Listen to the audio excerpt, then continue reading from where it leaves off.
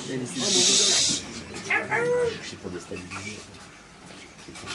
suis conscient que mon intellectuel quotient ne se portera pas caution pour résoudre l'équation.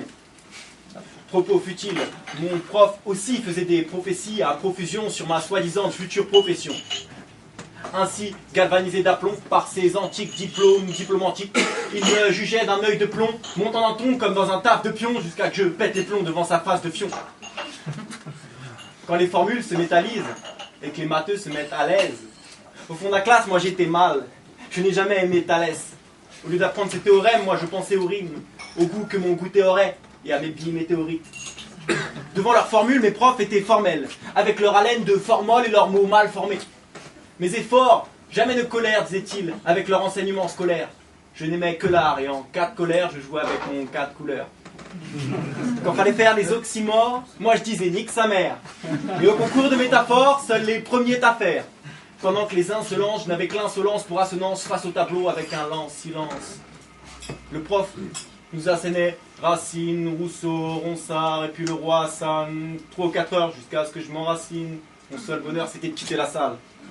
Moi, je voulais qu'on m'explique ce qu'était une éclipse, mais le prof nous parlait de grammaire et d'ellipse. Je regardais la fenêtre et les feuilles des arbres qui tombent sur les marges de marbre.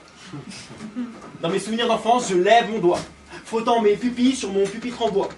Au début de l'été, mes potes partaient au bled et moi, j'étais puni à recopier mon bled. Tous les jours, à la même heure, la directrice, comme l'inspecteur d'Eric, trace une ligne directrice entre les rangs de la classe. Personne ne peut s'asseoir avant que la colle se casse. Assis au fond de la classe, avec les bavards, plein de bavures sur mon papier buvard. Je n'étais pas sérieux, mes doigts étaient tachés d'encre et je prenais plaisir à jouer mon rôle de cancre. Je vous prie de me croire, bonne dame, disais-je. Je n'ai jamais voulu de ce bonnet d'âne, mais trop intelligent pour être un bon élève. Pour ne pas faire faillot, je me mords les lèvres. Je me rappelle encore du grondement de la cour, du 4 heures et des pâtes d'amande, du poids de mon cartable lourd et des chasses à l'homme avec toute la bande. Et la sonnerie morne pour aller à l'étude lorsqu'il faisait déjà nuit noire et la vieille robe de ma prof Gertrude qui reniflait dans son mouchoir.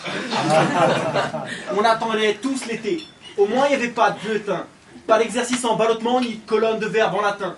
Pas de théorème de mauvais augure comme ceux de Pythagore, mais juste des ballons de foot que ne coûtent pas égard.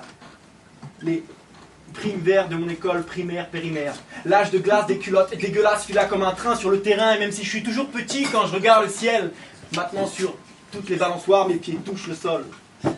Les primes verts de mon école primaire périmaire, l'âge de glace des culottes dégueulasse, fila comme un train sur le terrain, et même si je suis toujours petit quand je regarde ce ciel, maintenant sur toutes les balançoires, mes pieds touchent le sol.